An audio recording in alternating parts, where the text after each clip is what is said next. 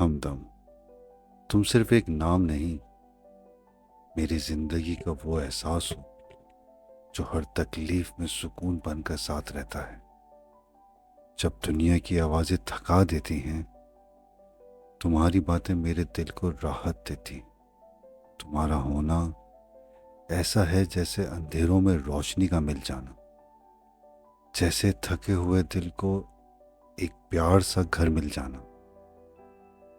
ہمدم، محبت صرف لفظوں کا نام نہیں ہوتی، کبھی کبھی یہ خاموشی میں بھی محسوس ہوتی ہے۔ تمہاری فکر میں، تمہاری دعاؤں میں، اور ان لمحوں میں جب بنا کہے بھی سب سمجھ آ جائے۔ اگر زندگی ایک سفر ہے تو تم اس سفر کا سب سے خوبصورت حصہ ہو۔ میں ہر دن یہ دعا کرتا ہوں کہ تم ہمیشہ مسکراؤ، کیونکہ تمہاری مسکراہٹ میں ہی میری دنیا بستی ہے۔ ہمدم، اگر محبت عبادت ہے تو تم میری سب سے خوبصورت دعا ہو۔